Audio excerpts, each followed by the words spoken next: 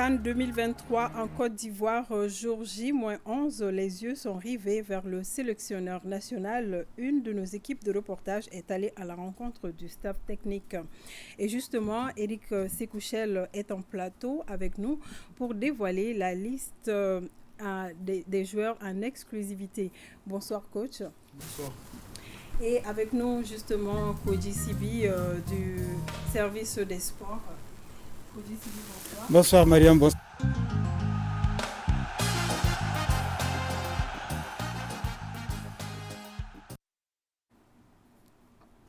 Bonsoir coach. Bonsoir.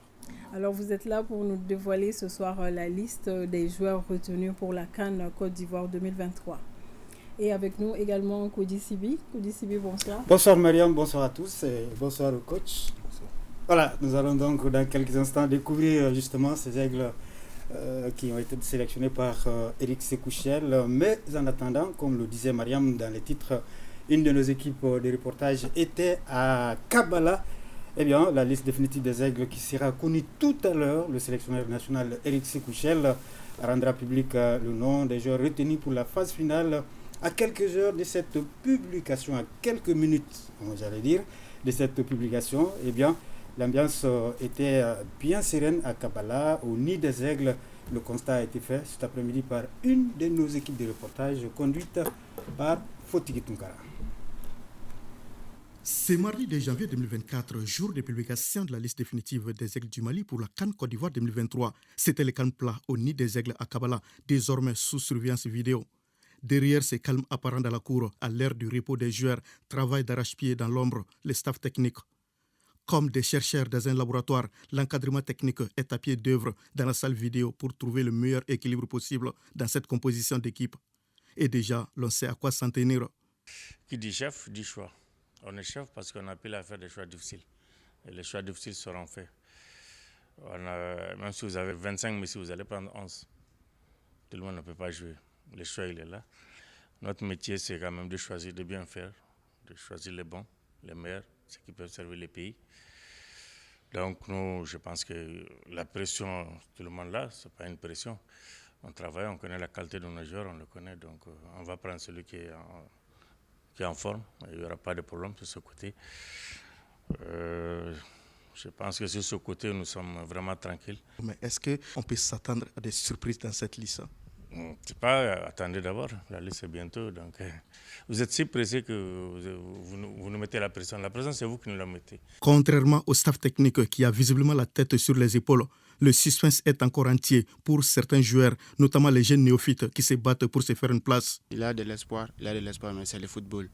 Tout ce que je peux dire, c'est le football. Je suis quand même prêt, s'il m'appelle, je suis quand même prêt pour aller honorer le pays, Inch'Allah.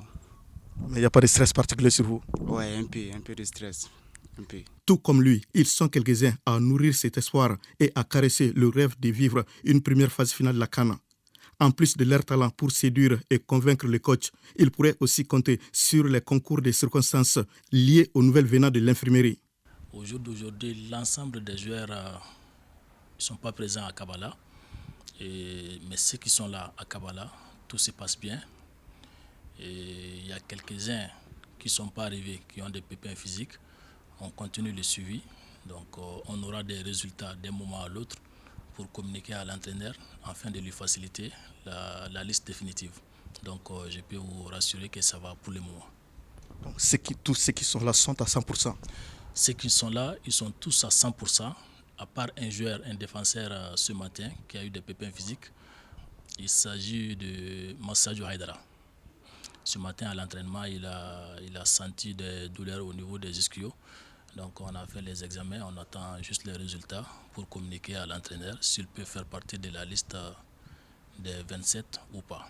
Alors dites-nous, quelles sont les dernières nouvelles par rapport à certains cadres de l'équipe comme le capitaine Amari, le milieu de terrain Mohamed Kamara et l'avant-centre El Bilal Touré? Et concernant d'abord El Bilal, il est rétabli à 100%. Raison pour laquelle son nom est sur la liste élargie. Maintenant, la fédération, à travers les secrétariats, ils ont envoyé beaucoup de messages au club. Au jour d'aujourd'hui, je pense que le club n'a pas répondu favorablement pour son arrivée à l'équipe nationale. Ça, c'est concernant le Bilal. Concernant Amari, Amari, ça va. Il était même venu à Bamako. Et je l'ai vu. C'est rassurant. Il est retourné au club.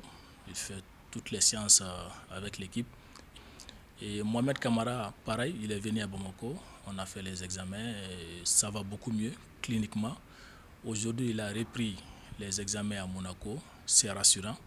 Donc, il a commencé les séances d'entraînement avec son club. Donc là, ça va. Là, ça va. Mais c'est des pépins physiques. Donc, même s'ils sont retenus sur la liste, peut-être ce n'est pas pour les premiers matchs, mais ils seront prêts pour le reste de la compétition, Inch'Allah. Même si rien n'était encore clair au moment de notre passage à 15h à Kabbalah, tout laissait transparaître aussi la fin du suspense qui sera brisé ce soir. Vivement la fumée blanche.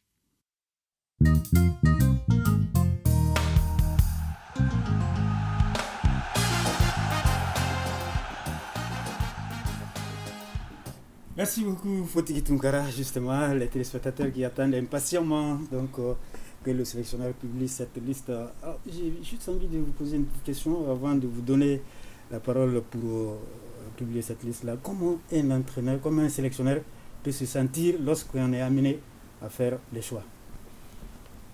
C'est un moment qui est important, c'est un moment qui est difficile, aussi bien pour le staff technique que pour les joueurs. Voilà, ils sont sans cesse en train d'être concentrés sur tout ce qu'ils font, donc ils dépensent beaucoup d'énergie. Derrière, il y a des choix à faire, donc il y a des déçus. Il y a des déçus, donc il faut être capable de communiquer, de leur communiquer et ça touche. Et ça touche parce que on parle avant tout à une personne humaine, on parle à un homme. Donc il faut être capable de faire comprendre à cette personne que c'est peut-être un petit peu tôt ou c'est peut-être pas le moment, tout en la gardant bien sûr en alerte pour un futur très proche, à moyen terme ou à long terme. Ok, coach, présent avec vous, comme on le dit, à tout seigneur, tout honneur, la liste des 27 joueurs que vous avez donc retenus pour la phase finale de cette Coupe d'Afrique des Nations en Côte d'Ivoire. Coach, quels sont les critères qui ont prévalu justement à vos choix? Donc les critères, il y a un critère d'abord de rythme de jeu. Voilà, donc c'est vrai que par rapport à ça, on dira que il y a certains joueurs qui manquent de temps de jeu. Donc notamment un ou deux joueurs au milieu de terrain. Donc c'est pour ça qu'il y a une liste avec un milieu élargi. Concernant ensuite le second critère, c'était un choix tactique par rapport à un système de jeu. Voilà, donc certains joueurs, d'après moi, en tant que sélectionneur et en tant que personne qui fait les choix, j'ai estimé que certains joueurs pouvaient rentrer pleinement dans ce système de jeu. Et puis l'autre critère, c'est l'adaptabilité par rapport à un adversaire. C'est-à-dire peut-être changer de système de jeu en cours de match ou face à un adversaire qui nous obligera à jouer d'une autre manière. Voilà, on va revoir justement la liste dans quelques instants, mais juste j'ai envie de vous demander, c'est vrai que le temps de préparation pour les équipes nationales, c'est pratiquement le même temps, les moments FIFA, mais lorsque vous êtes venu à Kabbalah dans votre fief, vous avez vu un nouveau visage, les autorités ont mis les moyens, est-ce que c'est le sentiment d'Eric? Est-ce que franchement, sur le plan mental, cette situation vous a permis d'être dans de meilleures conditions de préparation? Non, sur un plan au niveau des structures pures, Kabbalah est à un très très haut niveau. Voilà, moi j'ai rarement vu ça sur le continent africain, donc c'est vrai que c'est en termes de structure, en termes de logement, en termes de structure technique, c'est devenu très très bien. Donc sur un plan structurel, je pense qu'on peut dire qu'on n'est pas loin du parfait. Après, sur un autre plan, je garde ma réflexion pour moi dans un premier temps. Et puis on va continuer le travail pour pouvoir être prêt déjà le 11 en départ pour la Côte d'Ivoire et ensuite pour bien se préparer pour le 16. En termes de préparation, Ce qu'il y a de bien, c'est qu'on a eu beaucoup de jours, on a recommencé tôt. Donc certains, c'est vrai que c'était un peu difficile pour certaines personnes de comprendre qu'on recommençait assez tôt. Mais finalement, c'est très très bien. Comme ça, ça nous permet de remettre à niveau ceux qui ont eu beaucoup, entre guillemets, beaucoup plus de jours de récupération. Et de commencer un travail physique bien spécifique pour qu'il soit prêt pour notre premier match le 16. Ok, on va, si la technique nous le permet, donc révisiter la liste des aigles sélectionnés pour cette CAN. Eric, avec plaisir. Oui. Diarra, Aboubakar Doumbia, Ismaël Diawara,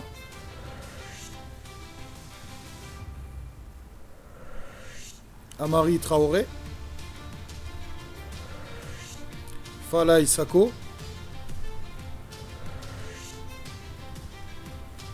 Kiki Kouyaté, Mamadou Fofana, Sikou Niakate, Moussa Diarra, Amadou Dante.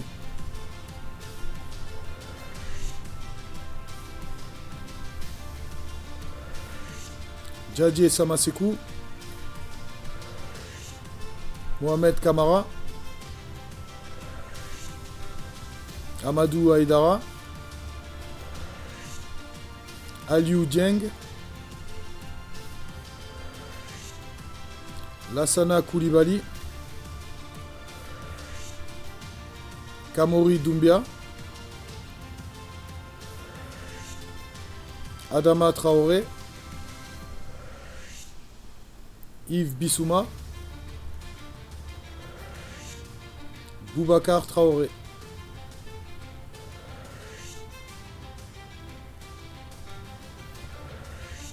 Sekou Koïta,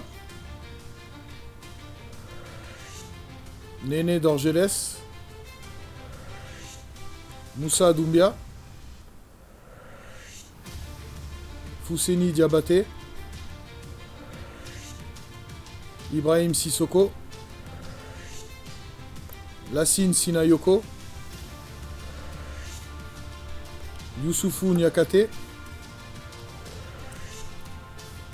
Seriné Doucouré. Alors, coach, avant de vous laisser partir, c'est vrai que les Aigles ont participé à beaucoup de phases finales. Ils ont été médaillés d'argent, médaillés de bronze. Alors, est-ce que cette fois-ci, on a le droit de rêver plus? Ouais, le rêve fait partie de la nature humaine. Aujourd'hui, moi, dans ma position et dans la position du staff et des joueurs, on n'est pas là pour rêver. On est là déjà pour faire preuve d'humilité dans un premier temps, pour travailler et ensuite être ambitieux. Donc l'objectif, c'est ça, c'est travailler avec beaucoup d'humilité pour être ambitieux, les matchs les uns après les autres. Voilà, et puis après, si Dieu le veut, on aura ce qu'on voudra. Mais d'abord, avant de dire ce qu'on veut, il faut le prouver sur le terrain. Donc on va très bien se préparer pour ce premier match, pour ces phases de poule. Voilà, essayer de sortir très rapidement de ces phases de poule. Et ensuite, être ambitieux les matchs les uns après les autres. Mais voilà, on est concentré déjà sur notre préparation. Merci beaucoup Eric Sekouchel, sélectionneur des Aigles du Mali, et bonne chance en tout cas pour cette compétition qui donne son coup d'envoi dans 11 petits jours du côté de la Côte d'Ivoire. Merci bien. Merci beaucoup. Mariam. Merci pour DCB, merci coach. Merci beaucoup. Et ramenez-nous la coupe. Inch'Allah. Bonne chance. Et suite de ce journal, un prélude au Téléthon en soutien aux Aigles, la commission de mobilisation pour la CAN Côte d'Ivoire 2023 était devant la presse ce mardi en collaboration avec l'ORTM.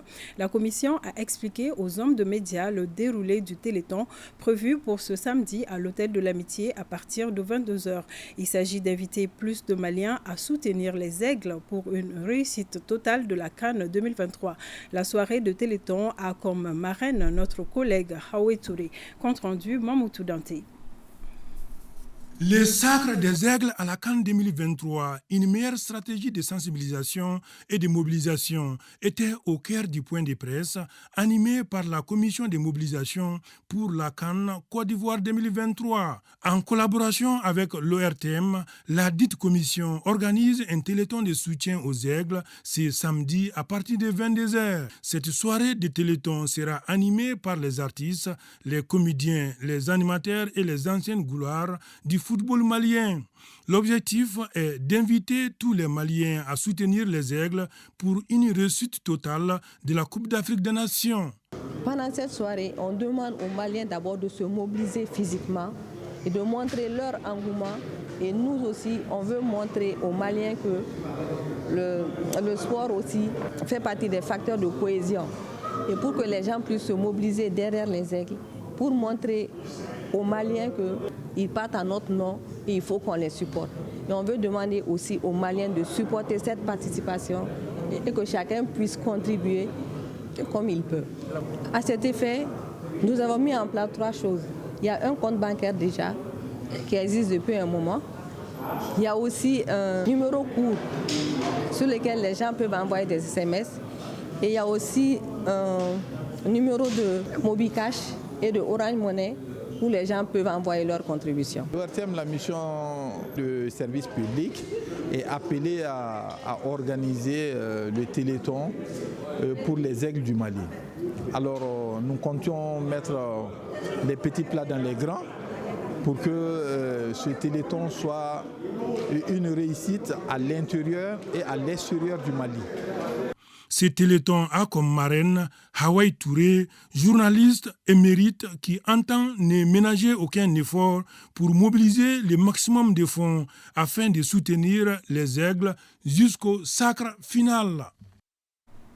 Et sur un autre plan, coopération entre le Mali et le Maroc, un autre quota d'une centaine d'imams vient d'être sélectionné pour une formation de 2 ans dans le royaume chérifien. Formation sur la connaissance de l'islam et l'apprentissage des métiers. Les responsables du ministère des Affaires religieuses, du culte et des coutumes étaient présents à leur départ. Youssouf Diakité nous en dit plus.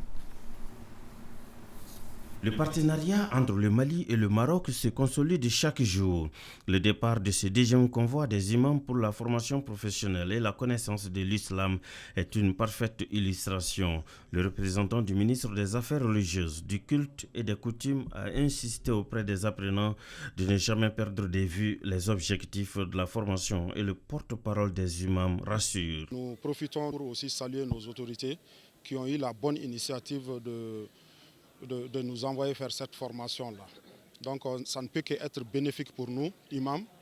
Donc nous allons tout faire, vraiment tout, pour mettre en œuvre les consignes qui nous ont été vraiment données pour le bien de notre pays, Inch'Allah. Avant de s'envoler pour le royaume chérifien, la direction générale de la maison du Hadj et le représentant du ministre des Affaires religieuses ont prodigué des conseils tout en gardant à l'esprit que chacun d'eux représente le Mali. En 2022, bien sûr à la demande de son Excellence le président Assimi Goïta, il a été signé un nouveau partenariat entre le Mali et le Maroc, cette fois-ci pour former 300 imams. Donc ces premiers groupes d'imams sont partis depuis le début de 2023. Nous sommes maintenant à la deuxième phase, c'est-à-dire d'envoyer 100 autres imams qui vont rejoindre les 100 qui sont déjà sur terre marocaine. Nous avons demandé d'être exemplaires parce qu'au sein de l'institut là-bas, il y a beaucoup de pays qui sont représentés. Et la spécificité est que ce ne sont pas seulement des imams, mais il y a aussi des femmes qu'on les appelle les mourchidat, c'est-à-dire les prédicatrices. Elles seront aussi des femmes qui vont vraiment être des femmes exemplaires dans leur localité, appelées à la paix, à la sensibilisation, à la formation pour d'autres activités pouvant faire intéresser les femmes dans leur localité. Pour mémoire, la formation en question dure 2 ans. Nouvel an au ministère de la Communication, de l'Économie numérique et de la modernisation de l'administration. La tradition a été respectée.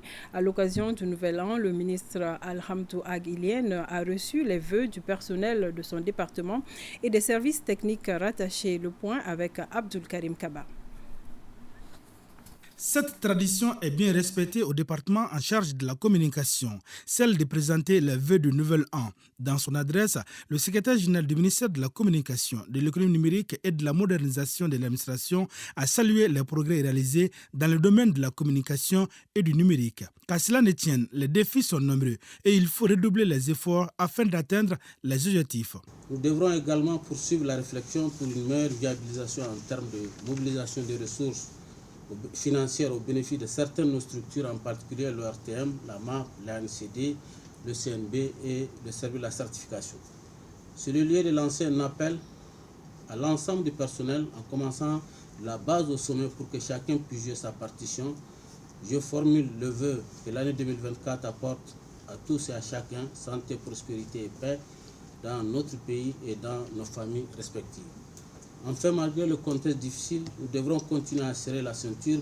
Aucun sacrifice ne sera de trop. La refondation de l'État, j'allais dire, le Mali-Koura le recommande.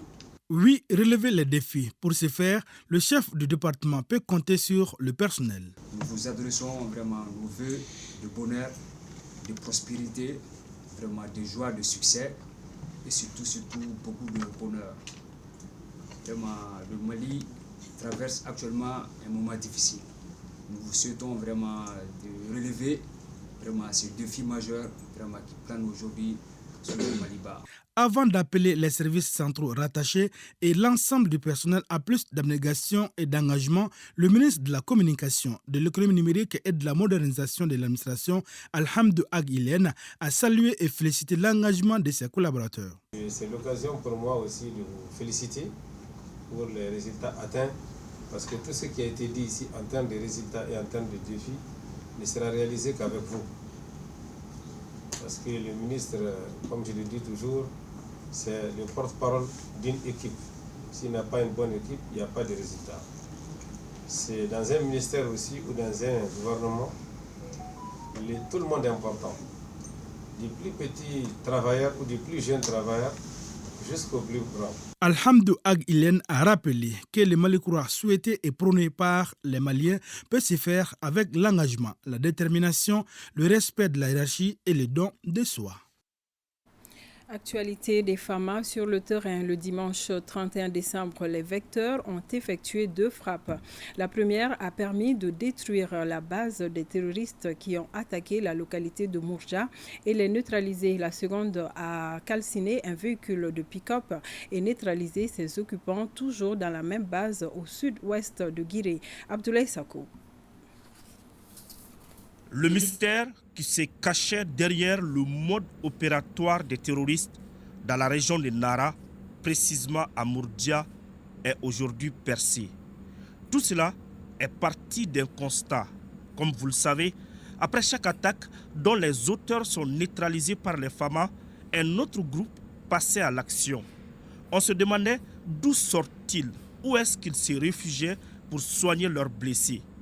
Justement, c'est ici, au sud-est de Guiré, qu'ils avaient discrètement installé leur base et la camouflé dans la forêt. Pour le moment, sur la base, les ennemis de la paix ne se sont rendus compte de rien. Le vecteur aérien prend le temps pour bien viser la cible. Il active son mode frappe spéciale, celui qui met les terroristes dans l'œil du cyclone. Ensuite, les frappe comme une foudre avec une telle puissance qu'elle provoque une avalanche de boue.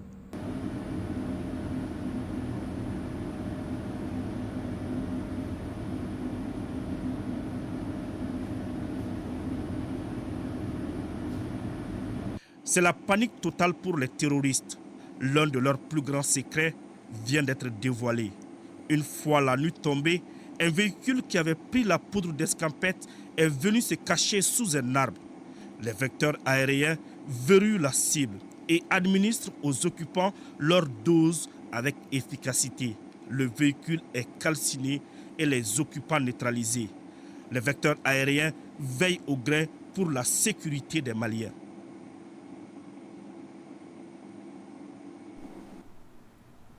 Et l'état-major général des armées informe l'opinion nationale et internationale que ce mardi 2 janvier 2024, aux environs de 10h15, une tentative d'infiltration des groupes armés terroristes a été déjouée dans la ville de Ménaka.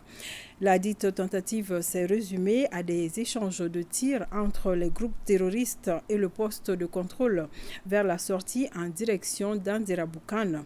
Le bilan provisoire fait état de 3 terroristes neutralisés. Ainsi, les FAMA ont procédé à des frappes dans les zones de refuge des terroristes au sud-est de Ménaka.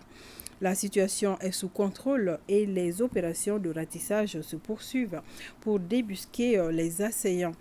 L'état-major général des armées présente ses condoléances aux victimes collatérales et rassure les populations de Ménaka de la détermination des FAMA à les protéger ainsi que leurs biens.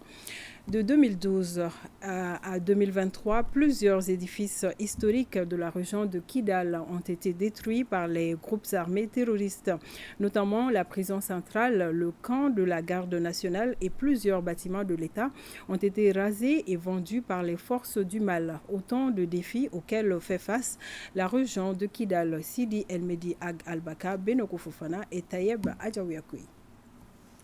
Le 25 mai 1907, la mission du capitaine Covin de Bamba et Pasquier de Gao arrive à Kidal et propose l'occupation de l'Adar pour faciliter la police du désert. L'administration coloniale en 1908 crée le fort de Kidal qui était destiné au centre de communication et à la sécurité du poste du commandement de l'époque. Il symbolise un patrimoine historique qui a marqué la mémoire des Kidalois. Ce fort que vous voyez là à Kidal, il a été construit en 1908 dans le cadre de l'occupation début du XXe siècle. En 1934, la prison construite pour recevoir les plus grands malfrats du Sénégal au Bénin. Le Soudan, le Sénégal, la Guinée, la Côte d'Ivoire, les Dahomey avant, c'était la Haute-Volta, tout ça. Tous ces prisonniers-là, les prisonniers de l'Afrique occidentale, on les envoyait à Kidal. On les envoyait dans cette prison. Parce qu'on sait que quelqu'un qui s'évade de cette prison, qui s'échappe, il ne peut pas... Il est voué à mourir. La célèbre prison de Kidal, où les bagnes de Kidal recevaient tous les opposants politiques, dont les plus célèbres sont Fili Dabo Sissoko, Hamadoun Diko, Marka Kassoum Touré, Moussa Diarra de Sakoïba, ont été transférés à Kidal avant d'autres destinations. Les détenus ont joué un rôle important dans le développement de Kidal sur le plan économique, éducatif, social et culturel. Djamba Touré, appelé Djamfa par les Kidalois, originaire de Massigila à Djidjini, a travaillé avec des anciens détenus qui se sont installés définitivement à Kidal il y a plus de 50 ans.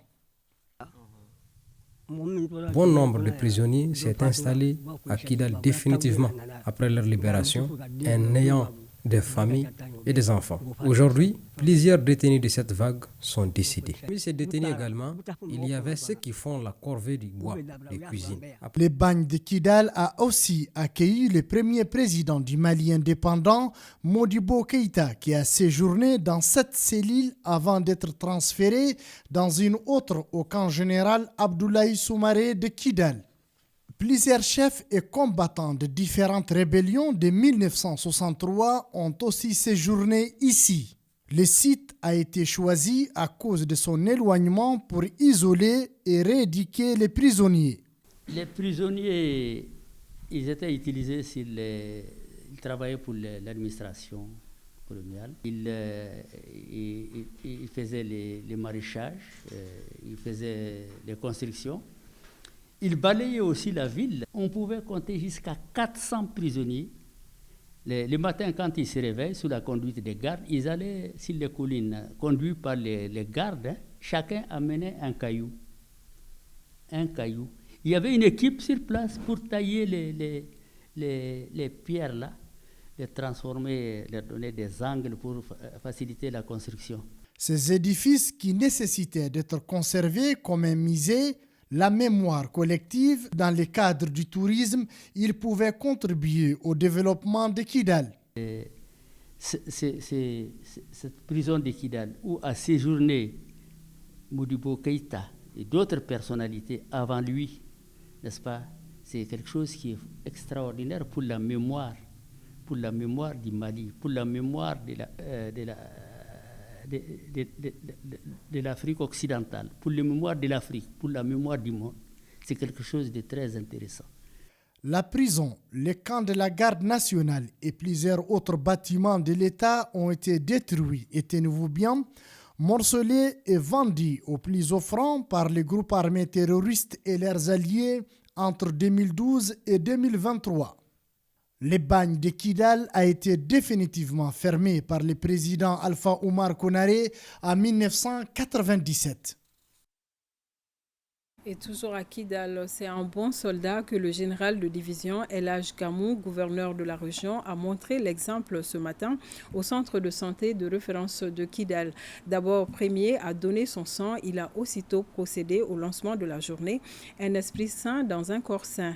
Nous retrouvons Sidi El Mehdi Ag Al-Baka. Lancement des activités de la synergie des clubs des amis de Al-Hamdou Ag Ilien, ministre de la Communication, de l'économie numérique et de la modernisation de l'administration.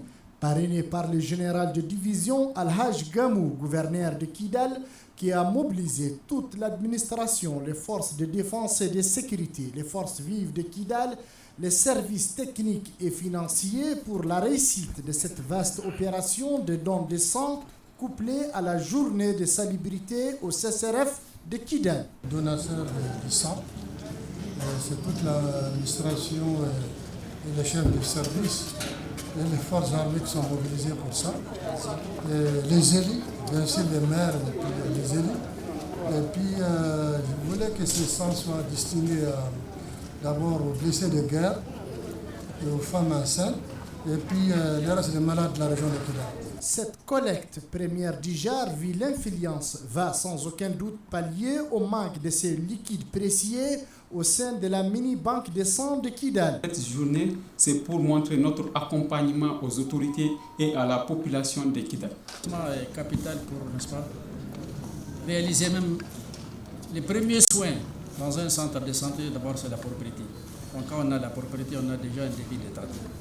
Ensuite, ça va s'étendre à la ville certainement, mais ça, il faut s'y préparer. Les organisateurs n'ont pas manqué de saluer la bravoure et le courage des femmes qui ont permis à Kidal de respirer le Mali.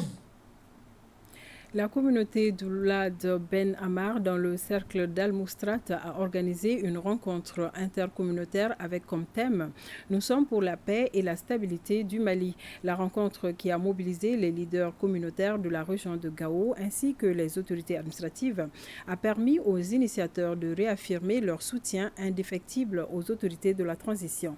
Sambari Aïdara.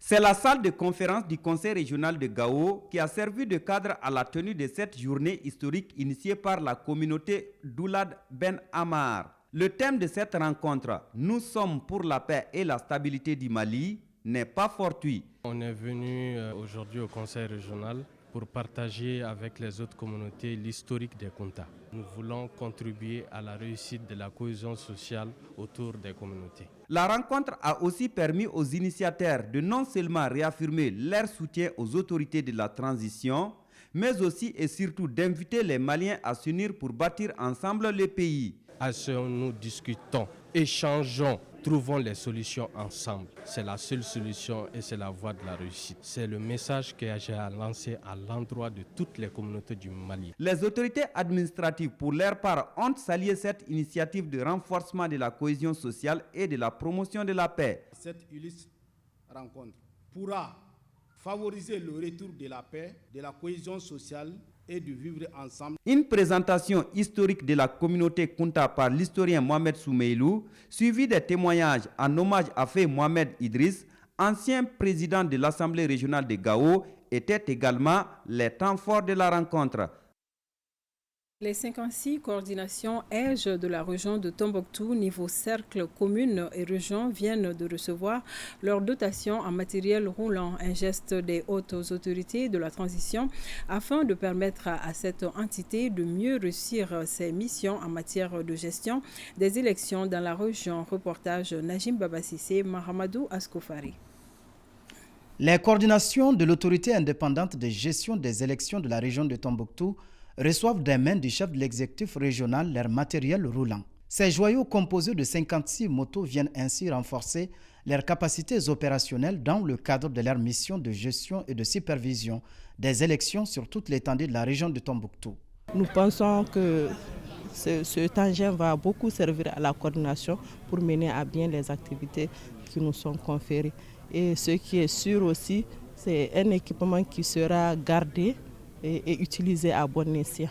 L'acquisition de ces motos contribuera à coup sûr à l'atteinte de nos missions auxquelles les plus hautes autorités de notre cher pays, à travers ces gestes, nous remercions et félicitons le leadership du président de la transition, chef de l'État, son Excellence le colonel Assimi Goïta. Ce geste des hautes autorités de la transition est bien loué par les autorités régionales par la voix du gouverneur qui n'a pas manqué de conseils à l'adresse des bénéficiaires. Nous saluons ces efforts du gouvernement, la transition, à doter les différentes coordinations de l'EJ des moyens suffisants pour leur travail. Mais ces efforts impliquent tous les membres de l'EJ, un engagement sans faille de tous les membres de l'EJ. Ces motos ont été payées avec l'argent de l'État. Donc, ils doivent en faire un bon usage. À partir de cet instant, chacun des membres des coordinations niveau commune, cercle et région devrait s'impliquer vigoureusement à l'atteinte des objectifs escomptés par le gouvernement. Mamadou Baba Diakité dirige désormais le bureau du Comité national des jeunes travailleurs de l'UNTM pour un mandat de 4 ans. C'est ce qui ressort de la deuxième convention nationale des jeunes travailleurs de l'UNTM tenue samedi dernier à Ségou. Les travaux ont regroupé les représentants de différents syndicats affiliés à la centrale syndicale UNTM. Reportage Fousseni Samake. En organisant cette deuxième convention nationale des jeunes travailleurs à Ségou, l'Union nationale des travailleurs du Mali vise la relecture des statuts et règlements de l'Union afin d'être en phase avec les organisations syndicales internationales. Chez nous avant, c'était la Commission nationale des jeunes travailleurs et il y avait également la Commission nationale des femmes travailleuses. Alors depuis un certain temps, pour une question d'harmonisation, il a été demandé que cela puisse se muer en comité national des jeunes travailleurs et comité national des femmes travailleuses. Il s'agit vraiment de préparer la relève. C'est important, à un moment donné, ceux qui sont là aujourd'hui vont remettre les flambeaux à d'autres. Au terme des travaux de la journée, Mamadou Baba Diakité s'est vu confier la destinée du bureau du comité national de l'Union des jeunes travailleurs de l'UNTM. Ce bureau est composé de 35 membres pour une durée de 4 ans. Nous plaçons les mandats sur la formation. La formation sera notre credo et nous allons nous engager à former tous les jeunes travailleurs partout où ils se trouvent. Les représentants des syndicats ont également échangé sur les idéaux du syndicalisme sur le plan national et international, le pacte social et autres aspects de la lutte syndicale. En ces temps où notre pays prépare inlassablement l'ère du Mali nouveau, le Mali courant, quoi de plus normal que de préparer les jeunes à jouer tout le rôle qu'on est en droit d'attendre d'eux. On prit part à cette rencontre les jeunes syndicalistes de toutes les régions et du district de Bamako. Toujours dans la cité des Balanzans, plus de 30 milliards de francs CFA, c'est le budget 2024 de l'Office du Niger. Ce budget connaît une baisse de 5% par rapport à celui de 2023. C'est ce qui ressort de la 53e session du conseil d'administration de la structure. Les administrateurs ont examiné plusieurs dossiers, dont le bilan définitif de la campagne 2022-2023. Ramata Konaté et Karamogo Traoré. C'est dans un contexte marqué par des poches d'insécurité, une économie nationale et mondiale fragile que la campagne agricole 2022-2023 s'est déroulée à l'Office du Niger. En dépit de ces facteurs, la structure a presque atteint ses objectifs de production. En riziculture, la production a été de 753 465 tonnes de riz paddy sur une prévision de 905 410 tonnes, soit un taux de réalisation de 83,21%. En maraîchage et diversification, la production obtenue, toute spéculation confondue, a été de 452 383 tonnes, soit un taux de réalisation de 84,58%. Des résultats obtenus malgré quelques zones de turbulence. De fortes pluies des mois d'août et septembre qui ont perturbé le talage, la floraison et la fécondation du riz. Du non-respect de la dose vulgarisée de 6 sacs d'engrais à l'hectare chez certains producteurs à cause notamment de l'insuffisance de la quantité d'engrais subventionnés avec l'attribution de 2 sacs à l'hectare et de la rareté et la cherté des engrais sur le marché. Le financement des campagnes agricoles qui reposent essentiellement sur la dotation budgétaire de l'État à travers le contrat-plan et la redevance eau n'est pas assuré à hauteur de souhait. Au cours de cette 53e session, il est aussi question du budget 2024 de l'Office du Niger. Le projet de budget 2024 est équilibré en emplois et en ressources à 30 343 millions contre 31 928 millions en 2023, soit une diminution de 5% qui s'explique par la baisse, voire la fin des activités de certains projets d'aménagement hydro-agricole. En 2024, les regards sont tournés sur l'élaboration du nouveau contrat-plan État-Office du Niger exploitant agricole. Dans ce cadre, un accent particulier sera mis sur la reconversion des hors-casiers en casiers et le développement des aménagements sommaires qui vont permettre de viabiliser et mettre en valeur de grandes superficies à moindre coût, l'accélération de la mise en œuvre du programme national sur le système de riziculture intensif en zone office du Niger, la vulgarisation des variétés de riz hybrides développées par l'IER, l'établissement de la carte de fertilité des sols et l'actualisation des normes de fertilisation. C'était l'essentiel de ce 20h avec comme information principale la liste des joueurs retenus pour la Coupe d'Afrique des Nations en Côte d'Ivoire. Merci de nous avoir suivis. Bonsoir.